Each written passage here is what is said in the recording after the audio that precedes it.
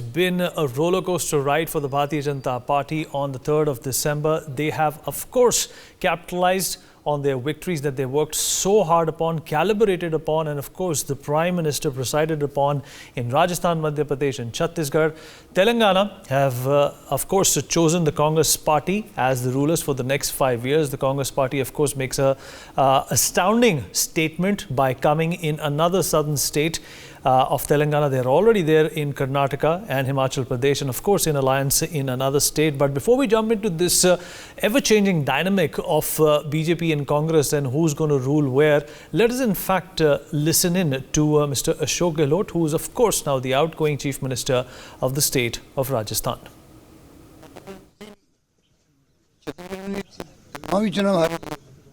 ये कहना कि भाई नए चेहरा तो जीत जाते वो गलत बात है। नंबर 2, नए चेहरे को हम सब लाइक करते हैं, पर जो सर्वे आए थे, जो भी आए थे, उसमें अगर किसी के खिलाफ में एंडिंग में थी तो नो ऑप्शन। इस प्रकार हालात बन गए थे, इसलिए वो भी जो फैसले हम करना चाहते थे वो नहीं हो पाए। गहलोत सर इधर भी ले लीजिए, लेकिन जो एमएलए के खिलाफ एंटी इंकम्बेंसी मानते हैं आप, आपने एक बार दिखाया था। भाई मैंने कहा ना आपको, ये प्रॉब्लम मध्य प्रदेश में थोड़ी थी, ना एमपी में थी, ना छत्तीसगढ़ में थी। चुनाव भी हमारे हैं। सर मेरा एक सवाल, अब अशोक गहलोत अपना रोल क्या देखते हैं? अशोक गहलोत अपना रोल क्या देखते हैं? देखिए, मैं तो जनसेवक हूँ। मैंने कहा अंतिम सांस तक मैं प्रदेश वासियों की सेवा करूँ। सर मेरा एक सवाल है, चाहे भले मैं उसमें कोई पद पे रहूँ या नहीं रहूँ, मुझे तो सेवा का बचपन से शौक है और मैं उसी के अंतर्गत काम करता रहूँगा। आप लोगों के बीच में रहूंगा, राजस्थान और छत्तीसगढ़ दोनों प्रदेश वासियों के बीच में रहूंगा, उनकी सेवा करूंगा। सर ये फैसला क्या लोकसभा चुनाव को लेकर के जो कांग्रेस की तैयारी है, इंडिया अलायंस की तमाम कवायद चल रही थी, उसके लिए भी एक झटका मानते हैं? देखिए, इन बातों का फर्क तो पड़ता ही है, पर मैं समझता हूँ जैसे खड़गे साहब ने कहा है, क्योंकि चुनाव में खड़गे साहब ने, राहुल गांधी जी ने, प्रियंका जी ने कोई कमी नहीं रखी। सबने, हमारे नेतृत्व ने जम के कैंपेन किया यहाँ पर, और हमारी स्कीम इतनी शानदार थी, हमें उम्मीद थी कि स्कीमों के आधार पर आगे जो वादे करें उनके आधार पर और कानून ऐसे ऐसे पास किए उसके आधार पर सरकार हमारी बनेगी। नहीं बन पाई। खड़गे साहब ने आज भी कहा है कि जो हुआ तो हुआ है, सबके सामने। हम इसको भी देखेंगे क्या कारण रहे होंगे। आगे पार्लियामेंट तैयारी करने की हमें शुरुआत करनी चाहिए। मेरा मानना कार्यकर्ताओं को मैं कहना चाहूँगा, चुनाव में हार और जीत होती रहती है, कई कारण बन जाते हैं। उसमें जो मोदी जी, अमित शाह जी और जितने नेता आए थे बाहर से, 5-7 मुख्यमंत्री आ गए, पूरा धावा बोला मेरे पर और सरकार पर। उनका टारगेट था, क्योंकि सरकार गिरा नहीं पाए थे वो। मुझे उम्मीद थी कि जनता बदला लेगी उनसे कि आप लोग लोकतंत्र की हत्या कर रहे थे, सरकार गिराने का काम कर रहे थे, हॉस्टिंग कर रहे थे, जैसे आपने मध्य प्रदेश, कर्नाटक, महाराष्ट्र में करी। तो मैंने कहा जनता बदला लेगी। हो सकता है कि जनता वो बात समझ नहीं पाई होगी सर, जो सचिन पायलट के, और इसलिए मैंने जो उम्मीद की थी कि जनता बदला लेगी इन लोगों से जो लोग हत्यारे हैं। उल्टा हो गया। जो भाषा बोल के वो गए हैं वो भड़काने वाली भाषा थी, तनाव पैदा करने वाली भाषा थी, दंगे करवाने वाली भाषा थी। बार बार कन्हैयालाल का नाम लेना, बार बार जो 370 और 3 तलाक की बात करना, मतलब उनके कोई मुद्दा था ही नहीं। जो वो राजस्थान में हम क्या काम किए हमें उसकी आलोचना करते, वो उसकी कमियां बताते, खामियां बताते, हमें खुशी होती, बहस उस पर होती। होना वही चाहिए था। चुनाव विधानसभा के हैं, सभी लोग आए, भड़का के गए। अब हो सकता है हिंदू और मुस्लिम और जो धर्म की बात ये लोग करते हैं वो भी एक कारण हो सकता है, क्योंकि जो ध्रुवीकरण हुआ है, लगता है कि मध्य प्रदेश में, छत्तीसगढ़ जैसे राज्य में जहाँ की एक तरफा जीत थी, मध्य प्रदेश में जनता इलेक्शन लड़ रही थी बीजेपी के खिलाफ में। ये माहौल था आज से 4 महीने पहले, 3 महीने पहले, और राजस्थान के अंदर शानदार माहौल था। कल रात तक उम्मीद थी सरकार हमारी बनेगी। तब भी मैंने कहा परसों नहीं बनेगी तो हम विद ह्यूमिलिटी स्वीकार करेंगे मैंडेट को। सर जो सचिन पायलट के साथ, जो सचिन पायलट और आपके बीच में जो तनाव था, उसका भी असर पड़ा? Mr. Gehlot obviously disappointed over there, saying that we put in through in everything but the kitchen sink to get Rajasthan back with the Congress party. You know, the party leaders all came in droves and of course had these massive rallies. But of course, the mandate of the Janta sees no party, it just sees where the welfare is, and perhaps we failed, and this time we are of course going to sit in opposition, but we will still be of value and matter because we are going to see and watch the BJP run Rajasthan for the next 5 years. In fact, Congress leader Kamal Nath is also speaking at this point in time. Let's cut across and hear what he's saying.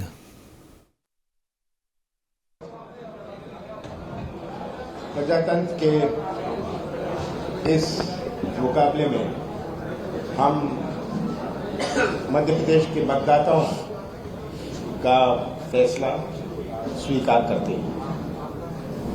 आज विरोधी दल के नाते और आगे भी जो हमारा कर्तव्य है, हम उस कर्तव्य पर डटे रहेंगे। सबसे बड़ी चुनौती हमारे सामने नौजवानों की भविष्य की है, बेरोजगारी की है और कृषि क्षेत्र की है। कृषि क्षेत्र 70% हमारी अर्थव्यवस्था का हिस्सा है और कृषि क्षेत्र में मजबूती आए, ये हमारी प्राथमिकता होनी चाहिए।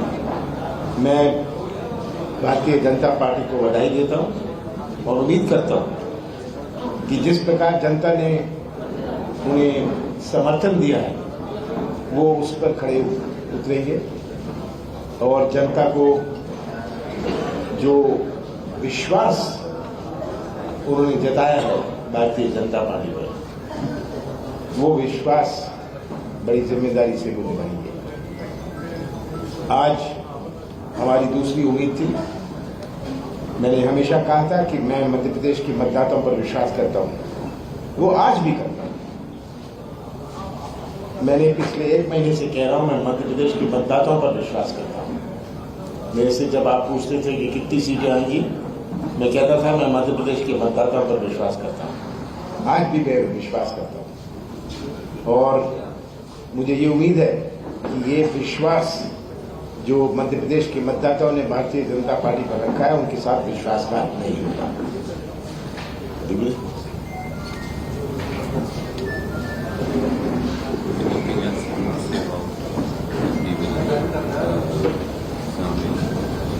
हम इस पर विचार करेंगे कि क्या हमने कमियां थी, क्यों हम मतदाता को अपनी बात नहीं समझा पाए। हर उम्मीदवार से चर्चा करके, वो हारा हुआ हो या जीता हुआ हो, हम उनसे चर्चा करेंगे अगले कुछ दिनों में और उस चर्चा के बाद हम इसका निष्कर्ष निकालेंगे। जी क्या चूक हो गई, इतनी बड़ी टक्कर थी आपकी? ये सब तो thank you.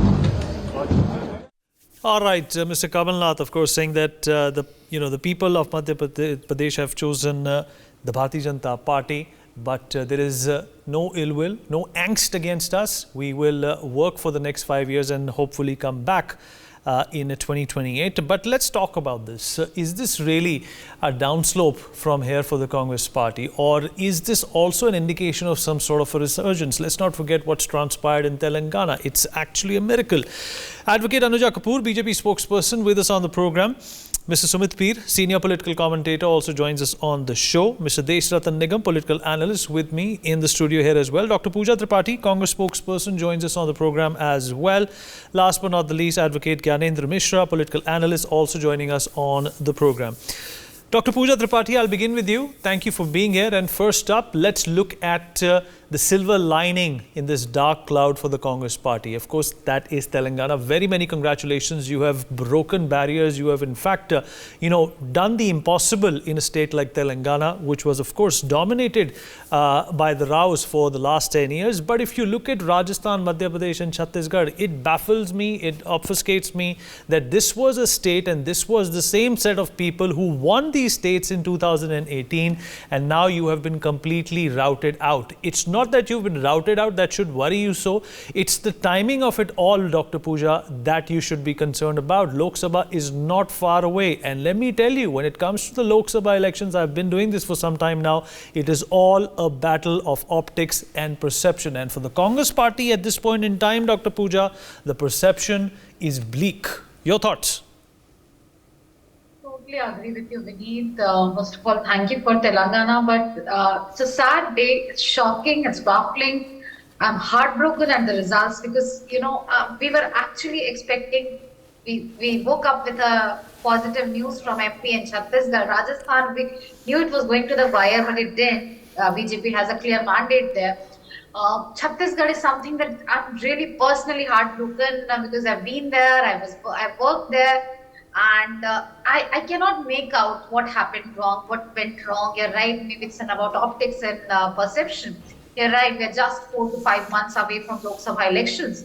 And whoever may say that this does not affect, this does not reflect, this is actually a reflection of the mood of the nation.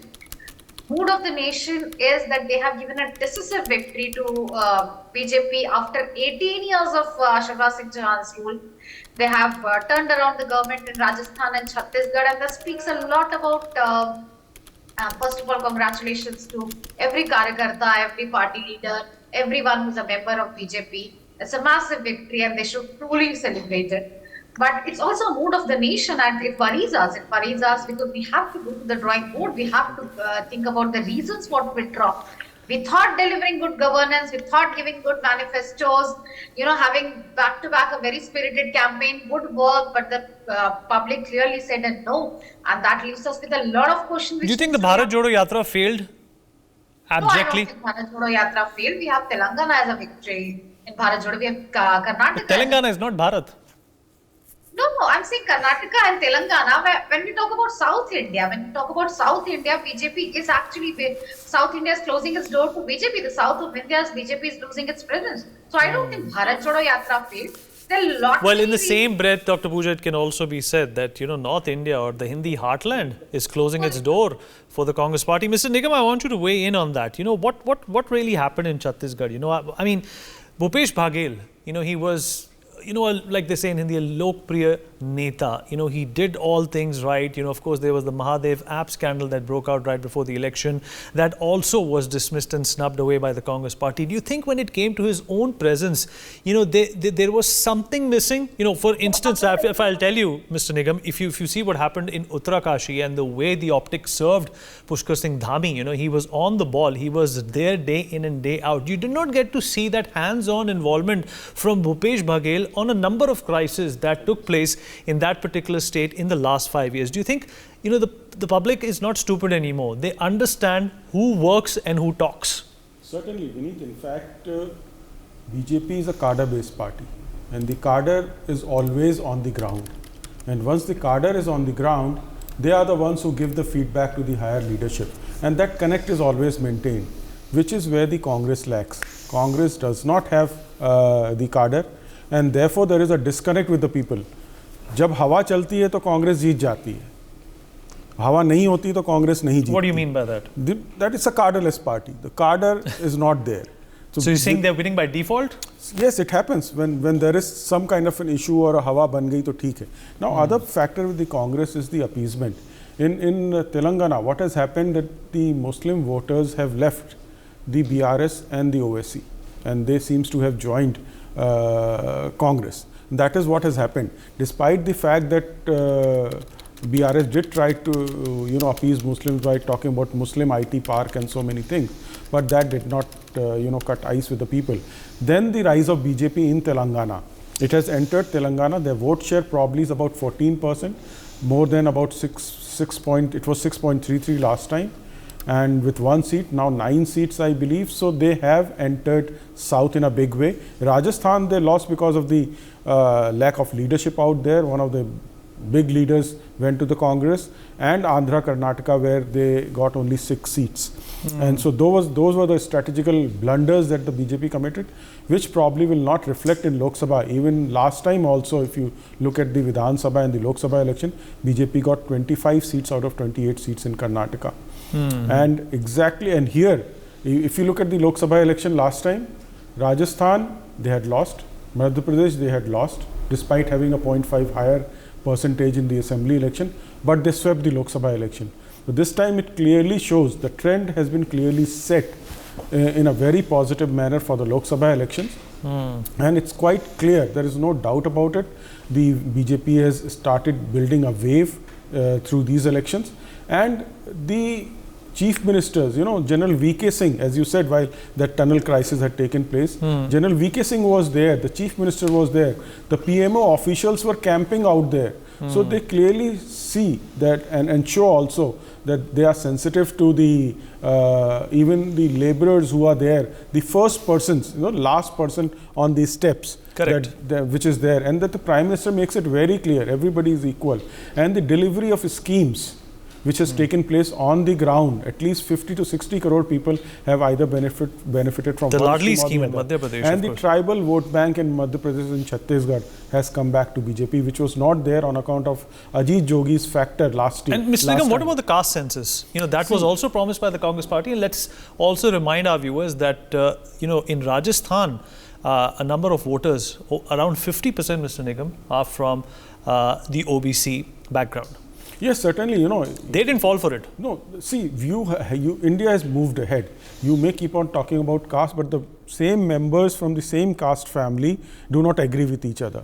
That's the status that we see today. Earlier, there was a time that the families used to move as together in terms of caste and caste politics, but the family today itself is divided in terms of their own individual ideologies and preferences. And because of the huge middle class also which is there, coupled with the benefits that the various schemes is giving, the one important thing, let me try to tell you, is that people largely ignore Mudra Yojana.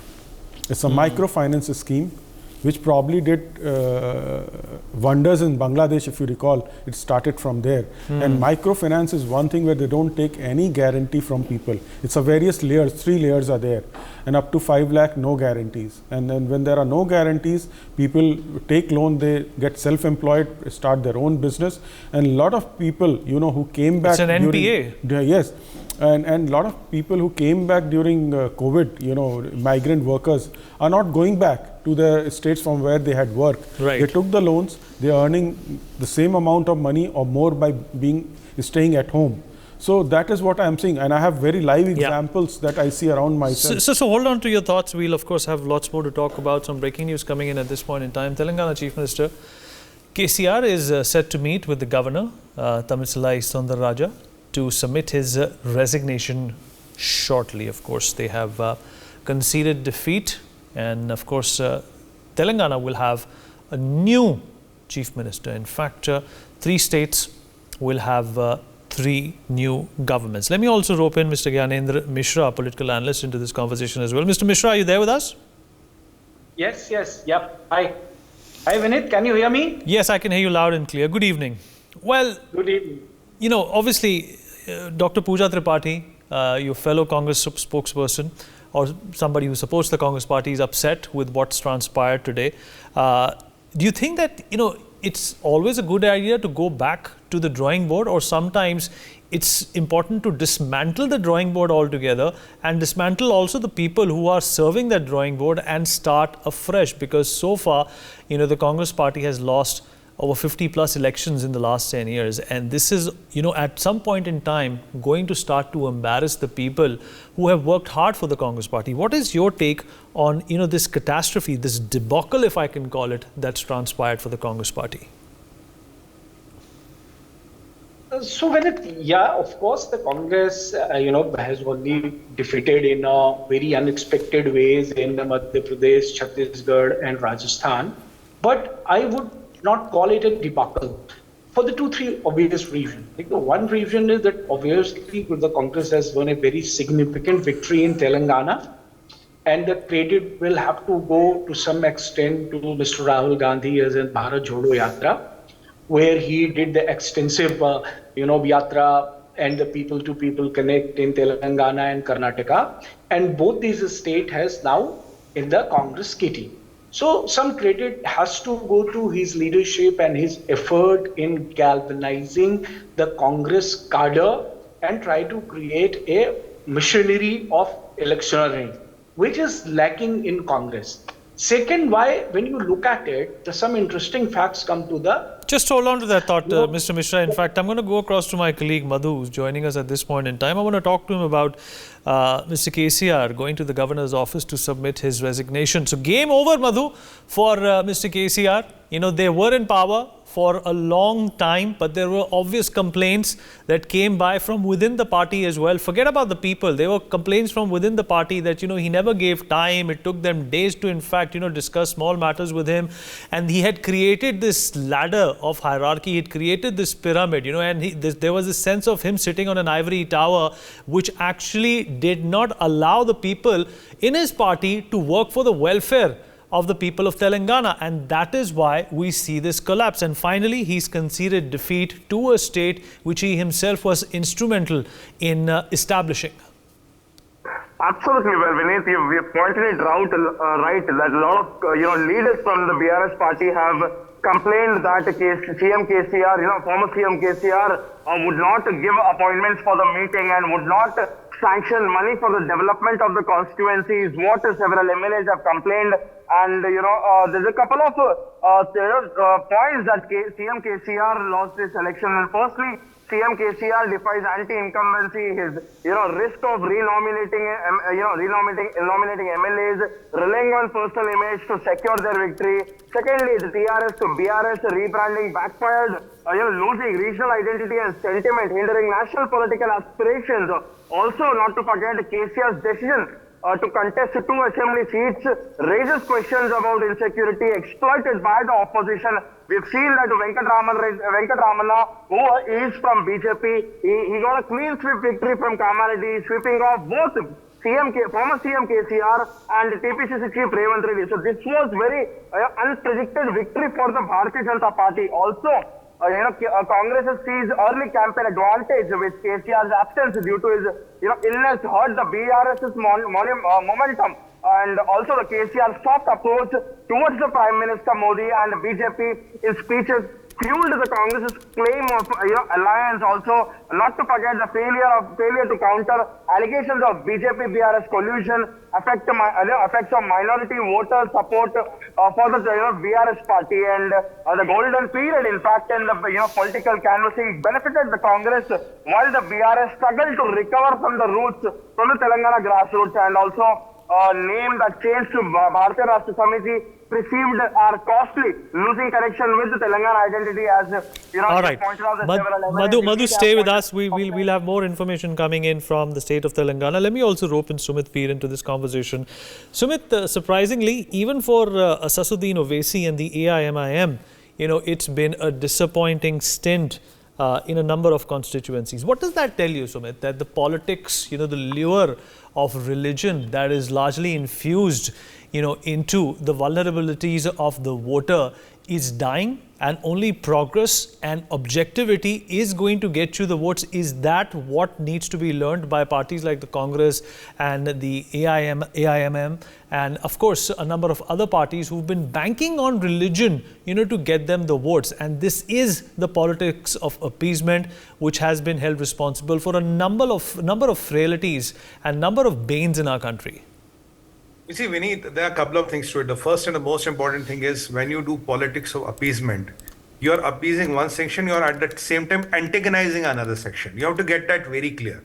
Now, 15% vote is not going to get you to the power. You have to understand that. You tried your hard to divide the 85% vote by caste census, north-south divide, east-west divide, linguistic divide, group divide, shakal divide, color divide. You tried everything. But now, today, we have sold 1.3 billion smartphones. Everybody knows what is happening. There's a time of social media. Yeah, there is time of YouTube. This channel, our channel will be on YouTube in 5 minutes. So it's not important how many people are watching this telecast right now. The people will watch it somewhere down the line. Now, my point is that if you are trying to divide and rule Hindus and you think you can only will by the Muslim vote, that is where you got wrong. Sasuddin Owaisi ji feels that, those jumlas, 15 minute police hata do, hum ye kar denge. Even in his own Hyderabad region, Tiger Raja Singh is winning. Out of 6 seats in his Hyderabad region, 3 BJP is winning. I think that is, and even Tiger Raja Singh winning in his own old Hyderabad talks a lot. If you think you can take Hindus for granted, if you think Sanatan and Dharm can be kind of You can get rid of it, and you can think your coalition partner say Sanatan is like a cholera, bacteria, or whatever. We need to get rid of it. When Kharge ji says that if Modi will Sanatan hi jee jayenge, fir tumhe jeene hi nahi denge. This kind of things will not work. You have divided Hindus for long. Maybe it has worked for you. Now, if you continue to divide Hindus, there will be repercussions. Now, you want to say the Muslims have the first right of resources. You want to set a Muslim university. You want to say, okay, we will do this for Muslims. Bhai. Well, as what is BJP doing? What is Prime Minister Modi doing? Where in a Ujjwala, Prajwala, Ayushman Bharat, housing scheme, Ladli Behna scheme, where is the difference between a Hindu and Muslim? Where is the differentiation rate of vaccination? Where is the differentiation for a Jandan account, for a Aadhaar, for a mobile? Sumit, hold on to that thought. In fact, we have some more fresh updates coming in from Telangana. Chief Minister KCR has left Pragati Bhavan in his private vehicle and was scheduled to meet the governor in Raj Bhavan. And he's to submit his resignation. And cops now say that he's on his way to his farmhouse in Gajve. Madhu, my colleague, is still with us. Madhu, what do we know about this? And of course, Madhu, we spoke about how, there was this curtain around KCR, when he was a chief minister. He projected himself as this figure who was perhaps, too elevated to be approached for trivial matters. But even if you talk about his son and, the wealth that has been accumulated in the last few years was also something, that became a problem for voters to digest. He fought for the farmers. He fought for, the problems related to water in Telangana when the UPA 2 was around.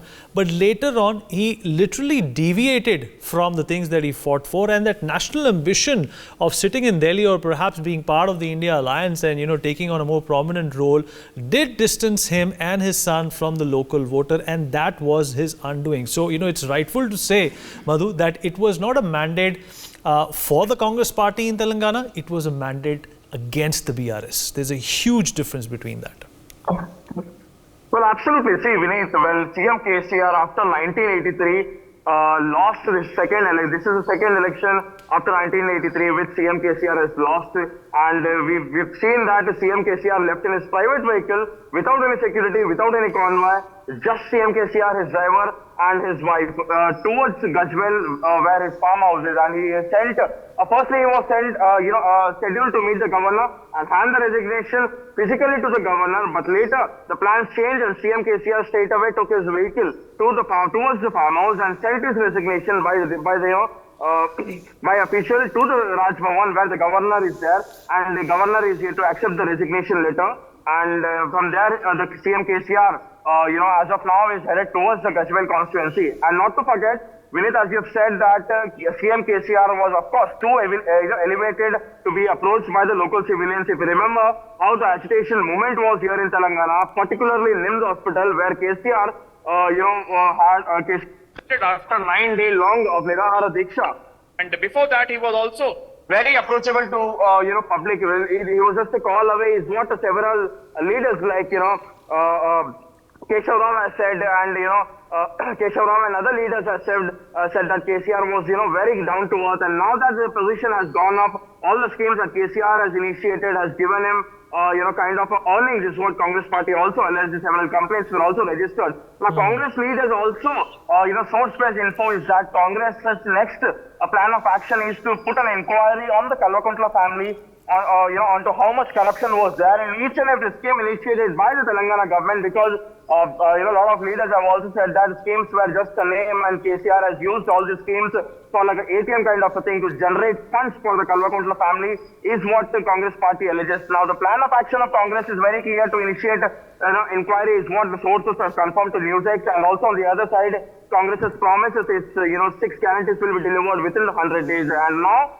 KTR is also, we are also unaware of the KTR's location where Kavita, we've seen that she was in the Pragati Bhavan this morning, but as of now, their locations is unknown, and Harish Rao, who was also there in Siddipet district, is also, his location is also unknown now. So all the top brass from the BRS. Madhu, thank you for those updates. In fact, we're getting a reaction from Minister of Jal Shakti, Gajendra Singh Shekhawat. We're going to listen into that. न केवल anti income tax का अपितु आक्रोश का भाव रखती है, और सरकार ये मानती है कि ये सरकार सिर्फ अपना संवैधानिक आयुष पूरा कर रही है, हम इसको बर्दाश्त एक दिन के लिए भी नहीं करेंगे। और मैं निरंतर ये बात कहता रहा परिवर्तन यात्रा के समय में जिस तरह से मुखर होकर के लोग सामने आ रहे थे, तब भी मैंने कहा कि प्रचंड बहुमत के साथ भारतीय जनता पार्टी की सरकार बनेगी। और आज जब तीनों प्रांतों के ऐतिहासिक फैसले आए हैं, मध्य प्रदेश में कोई मानने को तैयार नहीं था और छत्तीसगढ़ में कोई सोचने को भी तैयार नहीं था, लेकिन नरेंद्र मोदी जी की नीतियों, उनके द्वारा किए गए कार्य, उनके द्वारा दिए गए स्वच्छ और जो है भ्रष्टाचार मुक्त शासन और देश की जनता का उनके ऊपर अटूट भरोसा, इसके चलते हुए राजस्थान, मध्य प्रदेश और छत्तीसगढ़ तीनों जगह प्रचंड बहुमत के साथ में सरकार बनी है। माननीय नरेंद्र मोदी जी के नेतृत्व में हम सफल हुए हैं। राजस्थान की जनता की आशाओं पर खरा उतरने के लिए हम सब उनके नेतृत्व में काम करेंगे। 2023 के विधानसभा के चुनाव 2024 का आईना तो नहीं, क्योंकि 2024 देखिए, मैं ऐसा पहले भी कह चुका हूं कि प्रत्यक्ष रूप से अगर मैं ढूंढना चाहूं तो इस पर मैं हाँ और ना दोनों में उत्तर दे सकता हूं। निश्चित ही क्योंकि भारतीय जनता पार्टी की सरकार बनी है राजस्थान, मध्य प्रदेश, छत्तीसगढ़ में, तो एक प्रचंड उत्साह की ऊर्जा सृजित हुई है और उसके चलते हुए हम लोग 2024 के चुनाव में निश्चित ही एक बार फिर इतिहास को दोहराते हुए सफल होंगे, सारी 25 सीटें जीतेंगे। लेकिन यदि मैं दूसरी दृष्टि से देखूं, 2018 के चुनाव में हम तीनों जगह हार गए थे, लेकिन उसके बाद में भी राजस्थान में 25 सीटें थे, जीते थे, और मध्य प्रदेश में एक छोड़ करके बाकी सारी जीते थे। इसलिए जब देश के चुनाव में लोग मतदान करेंगे, अभी माननीय नरेंद्र मोदी जी के चेहरे और काम पर अगर तीनों राज्यों में, राज्य के चुनाव में भी जनता ने इस तरह से मतदान किया है, तो निश्चित ही जब उनका खुद का चुनाव होगा तो राजस्थान, मध्य प्रदेश, छत्तीसगढ़ नहीं, देश भर की जनता विकसित भारत के संकल्प को सिद्ध करने के लिए नरेंद्र मोदी जी को तीसरी बार प्रधानमंत्री बनने का अवसर प्रदान करेंगे। गहलोत जी ने जस्ट मीडिया से बात की है, उन्होंने कहा है वो जनसेवक के रूप में जनता के बीच में रहेंगे, लेकिन इस बार जनता ने जो जनादेश दिया, क्योंकि राजस्थान पूरे देश भर में चर्चाओं में था गारंटियों को लेकर, ये चौंकाने वाला है। देखिए, माननीय अशोक गहलोत साहब बार बार ये कहते थे, अनेक बार उन्होंने ये कहा था कि मैं इस कुर्सी को छोड़ना चाहता हूं, लेकिन ये कुर्सी मुझे नहीं छोड़ रही है। मुझे लगता है कि राजस्थान की जनता ने उनके मन की पूरी कर दी है, उनके मन की मुराद पूरी की है। जो कुर्सी उनको नहीं छोड़ रही थी, उस कुर्सी को उनसे छुड़वा दिया है। और मैं तो इतना कहूँगा कि ये जो जादूगर की जादूगरी और तिलिस्म थी, वो अब समाप्त हो गया है। राजस्थान जादू के मायाजाल से बाहर निकल करके धरातल पर आ गया। लास्ट सवाल है मेरा सर, क्योंकि आप पार्टी के दिग्गज नेता है, राजस्थान की जो देखिए, मैं तो बहुत छोटा सा कार्यकर्ता हूँ पार्टी का। आप शामिल रहे, अब सरकार आपकी बन गई, कल तक यही विषय था कि सरकार बन रही है, उत्सुकता थी, सरकार बन गई, जनता जानना चाहती है कि मुख्यमंत्री का चेहरा चलिए थोड़े दिन इंतजार करिए। All right, Advocate Anuja Kapoor also with me on the broadcast. Anuja, I hope you can hear me. Thank you for being here and I appreciate your patience. Yes, I can, yes. Well, first of all, congratulations. I can see that you're beaming, you're smiling. You know, there are 3 states. One of them was, in fact, very confidently written off away from the Bharatiya Janata Party. It's come to the Bharatiya Janata Party. One state where, anti-incumbency doesn't actually exist, which is Madhya Pradesh. It's pro-incumbency, which has been voted in, and that is Madhya Pradesh. And of course, Rajasthan had its own set of problems, problems that would have been solved, could have been solved, had the Congress party, paid more attention to some of the things that perhaps even Bharatiya Janata Party was doing, because imitation and emulation is the best form of flattery.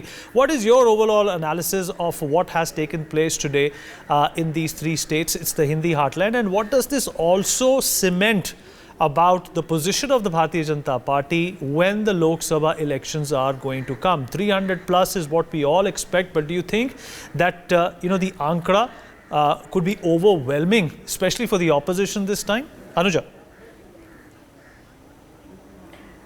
Very true, Vineet ji. This is going to happen in Lok Sabha. You will see again like this, as people were talking about in Chhattisgarh. You will see a beautiful, a whole number out there at that time also. It is an amazing, you see the people are happy and they know what they have done on the ground. It is under Modi ji, Amit Shah ji, JP Nadda ji, and CM, Deputy CM, Panna Pramukh, Padadhikaris, and what we have seen throughout, all the Karyakartas have joined hands, and Panch Pramukh, and we have been doing this job on a booth level, on ward level.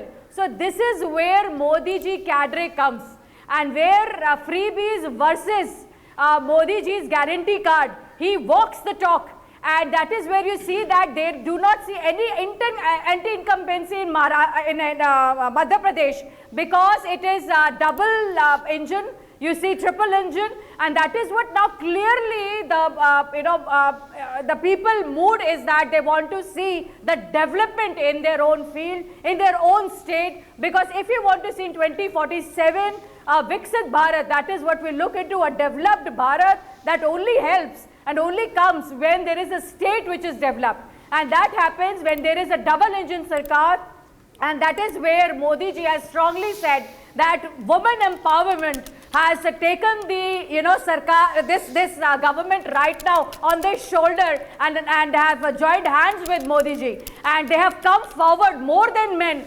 You have seen an overwhelming women have come forward to vote for Modi ji, and in Rajasthan, as you have seen, and how people have come out against Ashok Gehlot, because here he clearly was a very I would like to say who's Panoti now. Please go ahead and check into it. But this is what has helped Rahul Gandhi ji. I thank Rahul Gandhi ji for advocating Modi ji's nitis and what policies he has been doing on the ground. I would say Rahul Gandhi ji has done very well for Modi ji's government to be formed in Rajasthan as well as in Chhattisgarh. This would not have been possible without Rahul Gandhi ji, because that is what he has done. And the abusive language what he has used for Modi ji, he had very clearly in 2019 also in various places the Congress has been thrown out because of this. Because if this is the way you are going to speak to the Prime Minister of India, and he has didn't stop. And the Bharat Jodo Yatra didn't clearly help. The OPS didn't clearly help. The caste, the survey didn't clearly help, because this is where you stand. You only talked about Muslim community. I'm sorry, the Muslim community will not help you this way, because Modi ji has already been doing for Muslim community, and he's a nationalist party. So where nation comes first, right, party comes second, and we individuals come third. So how come you talking about, it is like a communist party talking about religion could have seen, but a national cadre party like Congress talking about, stooping down below the belt and talking about it. This creates, I think Sonia Gandhi ji should do a manthan and chintan now once again, and put some sense around to the karyakartas of their areas, and they should, leave this Jativad and Parivarvad. So okay, well, the manthan and the chintan has been done, Advocate Anuja, but it's not really resulted in anything tangible or worthwhile for the Congress party. The victories have come, but they have come sporadically. I'm going to go across to my colleague Uday Pratap Singh, who's joining us from outside of the BJP headquarters in Jaipur. Uday, where are you, and what is the atmosphere there right now? Rajasthan, of course, living up to its billing, living up to its name and reputation. The Congress goes, the BJP comes in, and that's something which has been happening since 1993. But tell us about the mood in Jaipur right now. Well, if you can just see, my cameraman will just show you, as you was asking me that question, we have just seen the convoy of Vasundhara Raje, former Chief Minister of Rajasthan, leave from the BJP state office. She was, of course, here to celebrate with the party workers who are here in huge numbers. Beneath, obviously, the scenes at the BJP office, euphoric, eerie silence at the Congress office in Jaipur. This is how, state elections and politics works. At the winners' office, there are celebrations, and of course, at the losers, there is just silence and kauwe bol rahe hain, literally, as they say. In fact, you can still see fireworks going off over here, right behind me in Jaipur as we speak. There is another convoy of vehicles leaving. Let's try and show you those pictures and also try and speak with some people here on ground on what they feel about the BJP's win. It's also started raining here. There's a change in weather along with a change in government in Rajasthan, Vineet. This is a rivaz in Rajasthan. Every 5 years, no government repeats. It's been happening for the last 2 or 3 decades, and it's continuing. And इस बार बात चल रही थी कि रिवाज बदलेगा. I think people there was speculations of whether it will be a close call or not. You can see there the convoy leaving. I'll just try and see who it is. There were few leaders like Diya Kumari, Rajyavardhan Rathore, who've reached here after winning. CP Joshi, the state president, is also inside. We spoke to him a short while back. Leader of opposition Rajendra Rathore is also there. This is the convoy of, let me try and see. Oh yes, so this is of course Bala Acharya ji. This is Bala Acharya ji who is leaving. Mukund Bala Acharya ji is the BJP candidate from Hawa Mahal who has won today. He has won by under 1,000 margin, Vineet. So I think there's going to be of course talk of Diya Kumari. I think she's the highest margin with 71,000. And you have Bala Acharya ji, who's of course a priest here. He's someone who the BJP was trying to play the Hindutva card with as well. He was in the fray. Baba Balaknath was in the fray. He has won by I think just about 900 votes. I'll try and see if we can try and talk to him as well on his win as his car goes and comes here. Let me also try and speak to some people here on ground. आप बताइए, आप कार्यकर्ता हैं, कैसा लग रहा है आज कि आपकी पार्टी जीती है? बहुत खुशी है और अब लग रहा सुशासन आने वाला है और बहुत Let's try and speak to him. हम लाइव है इस वक्त हम आपसे पूछना चाहेंगे, आपकी जीत हुई है आज, क्या कहेंगे? बहुत कांटे की टक्कर थी मगर आप जीते आज। आदरणीय प्रधानमंत्री जी का विजन और इस कुशासन का अंत करना था। इस कुशासन के अंत का डिलीट जो बटन दबा है तो पूरे प्रदेश में कमल खिला है और कमल की सरकार कुशासन का अंत और सुशासन का प्रारंभ, राम राज्य की स्थापना होगी। बिना किसी भेदभाव करे संपूर्ण राजस्थान का विकास होगा और मोदी जी के विजन को लेकर जो हम काम करेंगे पूरा परिवार, भाजपा परिवार, और वो काम जो होगा वो सबका आशीर्वाद हमें और मिलेगा। और आप देखिएगा डबल इंजन की सरकार कैसे काम करेगी। मुख्यमंत्री कौन बनेगा? कमल का फूल। और एक और सवाल का, क्या नर्वस थे आज आप, क्योंकि मार्जिन बहुत कम है, ऊपर नीचे चल रहा था मामला? देखिए हम तो संतुष्ट थे जिस दिन से हमने गणेश जी को निमंत्रण देके अपना चुनाव का प्रारंभ किया था, तो हम तो संतुष्ट थे पूर्णतः कि हमारे को पूरा आशीर्वाद मिलेगा हमारी जनता का, साथ में मोदी जी के विजन पर हमें वोट मिलेगा। हिंदुत्व कार्ड भी चला है, हिंदुत्व कार्ड भी चला है। देखिए ये तुष्टीकरण की राजनीति कांग्रेस का काम है कि एक को 50 लाख, एक को 5 लाख। हम लोग बिना भेदभाव के सबके लिए काम करते हैं, ये भाजपा परिवार का स्वभाव है और मोदी जी के विजन को पूरी देश और दुनिया इस समय मानती और जानती है, तो उनके विजन को लेकर हमें काम करना है। ये तुष्टीकरण का राजनीति ये सिर्फ कांग्रेस का काम है।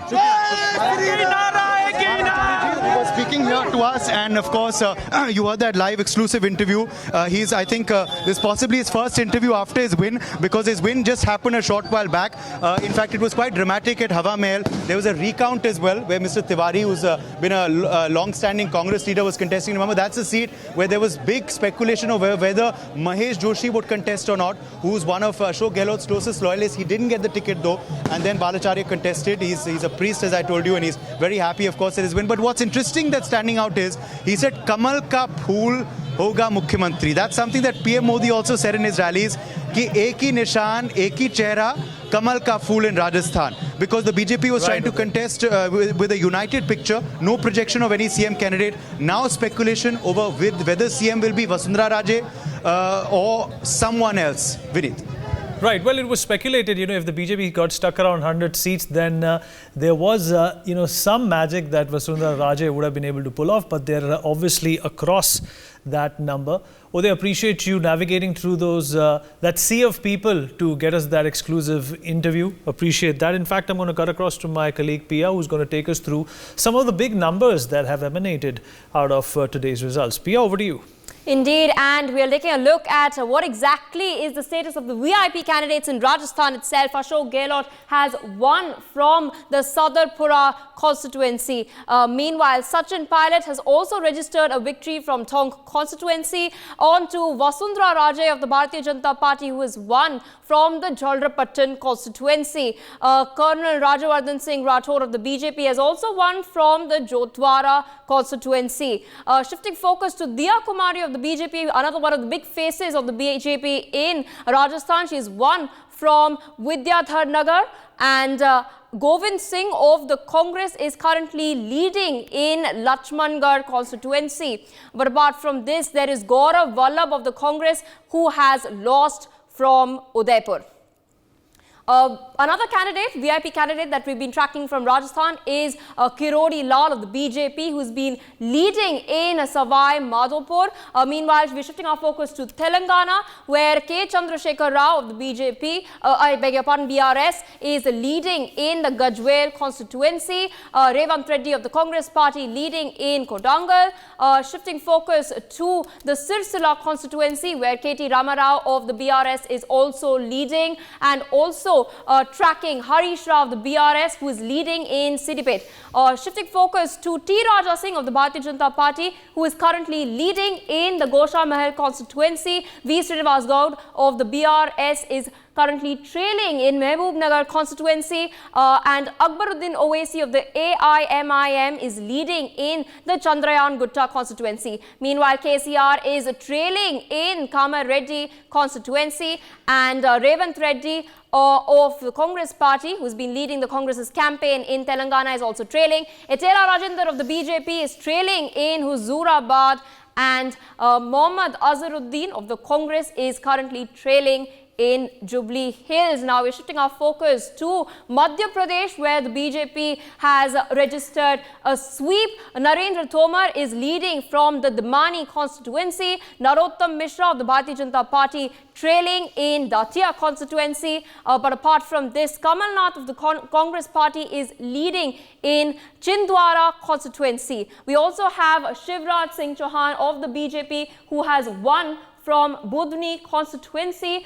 Results, of course, trickling in for a few VIPs. We have Jayavardhan Singh of the Congress, who is leading in Rajogari. We also have Vishwas Sarang of the BJP leading in Narela, and Ajay Arjun of the Congress leading in Churhat constituency. There's also Kailash Vijayvargiya, big face of the BJP, who's leading in Indore at the moment. Rakesh Singh of the BJP has won from Jabalpur West in Madhya Pradesh, and Imarti Devi of the BJP is currently trailing in Dabra in Madhya Pradesh. Another big face of the BJP in Madhya Pradesh, Maya Singh, is currently trailing in Gwalior East constituency. Shifting focus to Chhattisgarh, where Bhupesh Baghel is currently leading in the Pattan constituency. Meanwhile, Vijay Baghel of the BJP, who is contesting against Bhupesh Baghel, is trailing from the Pattan constituency. T.S. Singh Deo of the Congress party trailing in Ambikapur constituency. Meanwhile, Arun Sao of the BJP is leading in Lormi constituency. Raman Singh of the Bharatiya Janata Party is also leading in Rajnandgaon constituency. Another big face from Chhattisgarh, this time from the Congress party, Charan Das, is currently leading in Sakti constituency. Apart from this, Renuka Singh of the BJP is currently leading in Bharatpur Sonhat constituency, and Gomti Sai of the BJP leading in Patalgaon constituency. So we've been tracking these VIP leaders. Jai Singh Agarwal of the Congress trailing in Korba constituency. Of course, as I was saying, we've been tracking these VIP leaders. Of course, results beginning to trickle in. Back to you, Vineet, to take the discussion forward. All right. Well, we've also been getting some speculative news that it could also be Diya Kumari of the Bharatiya Janata Party, who could be considered as a chief ministerial candidate. Of course, it's going to be a royal versus royal contest then, but we're not sure whether that's the case or not. Well, those are live visuals that you see on your screen at this point in time. And that is the BJP headquarters in Delhi, and that is BJP President JP Nadda, who's beaming at this point in time after the tremendous result that the Bharatiya Janata Party has been able to pull off in 3 states. The Hindi heartland belongs to the Bharatiya Janata Party. And as you can see, there is going to be a speech. A congratulation is in order for all the people who put a lot of hard work into this victory. Right. This is obviously an ongoing process. The BJP is definitely going to be exuberant about 2024 as well. Dr. Pooja Tripathi, I'll come to you.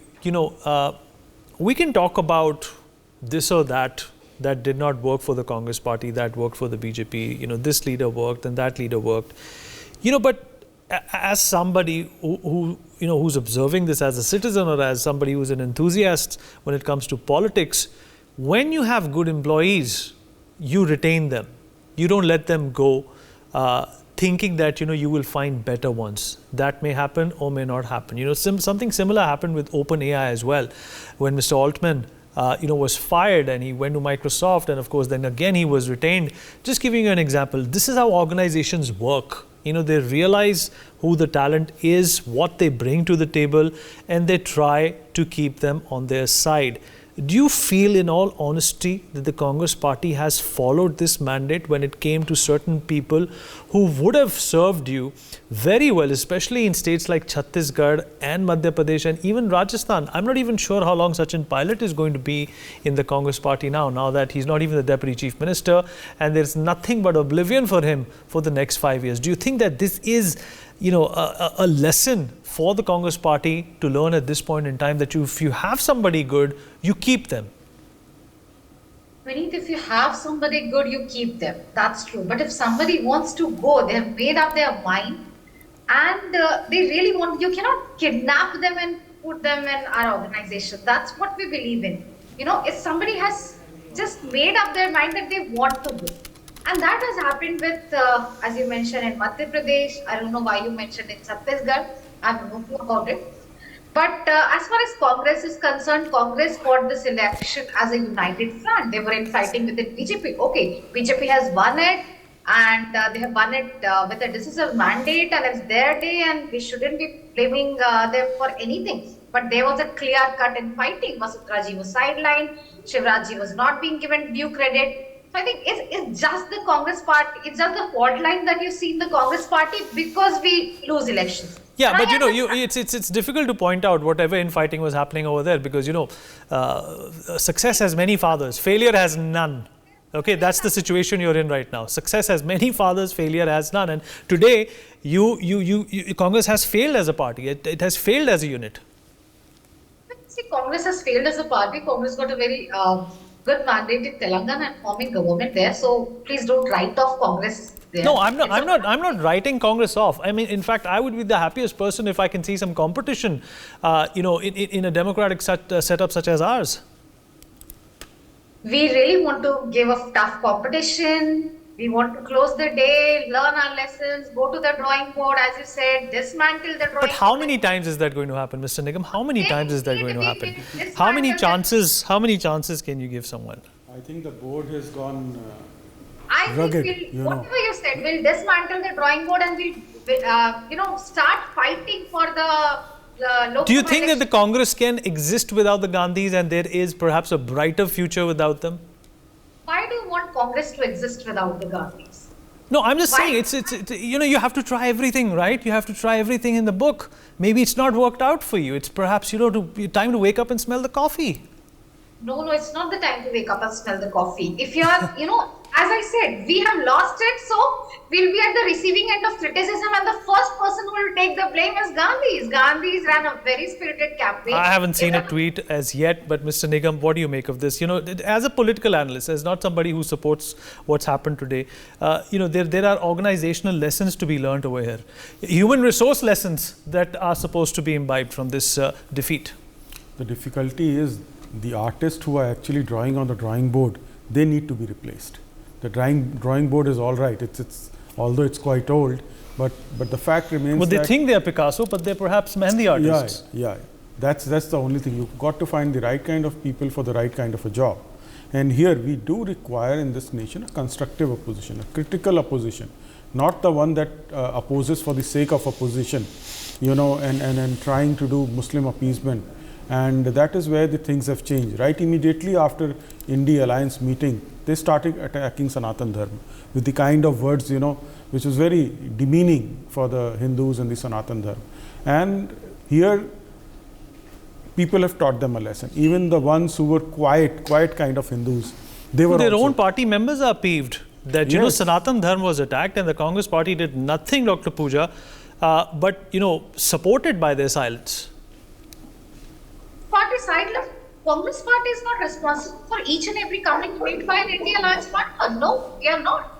We are going to fight elections under a common platform, but that doesn't mean every opinion of every leader. We have to understand that the India Alliance is formed of formidable opposition parties with their strong regional presence, and they have their But leaders. okay, good. You brought up the India Alliance. What does that do for the India Alliance now? You know, this is not going to bring in any confidence in the rest of the parties, because your ability to win, seats is obviously compromised here. This obviously puts a huge dent on the India Alliance as well. I think let's start a new day for India Alliance tomorrow. 6th December is the meeting that has been called up. Okay, Sumit wants to make a comment. We'll listen to Sumit and then we wrap up. Sumit, go ahead. We all swim. And if somebody has tied 5 kilos of sand to my both legs, how long can I swim? That is the call Congress has to take. If your sandbags tied to your legs, how long can you swim? It's not you will drown immediately, but you can't go long. That is the thing. If you have people like Stalin Jr., he said what he has said, Kharge ji has said what he has said. There was this blatant attack on Sanatan Dharma, you didn't speak. What happened to Kanhaiya Lal ji in Rajasthan? You did not take any decisive action you could have taken. I can tell you today, can anybody dare to do that in UP today? Nobody can dare to do that in UP today. And there were violence in Rajasthan, there were communal rights in Rajasthan. You kept quiet. You let Muslims have the say. You gave Muslims all the privilege, and then you were blaming all the Hindus for everything what went wrong. Remember, there was a Agadi government in Maharashtra where you said Kohli was murdered because of rivalry. Only when the BJP government came in, then we came to know, which we were always suspecting, that there was such kind of a thing. So if you do this blatant Muslim appeasement, 15% of the votes are not going to win you election. You have to change the program manager. There's no point of changing the Gantt chart, change the program manager. Because it's not a Gantt chart which is wrong. But do you think, Sumit, quickly tell me, do you think this policy of appeasement has worked for the Congress in Telangana today? No, it has not worked. Only the Muslim vote. Okay, on that note, we have to wrap up. Thank you everyone for being a part of this conversation.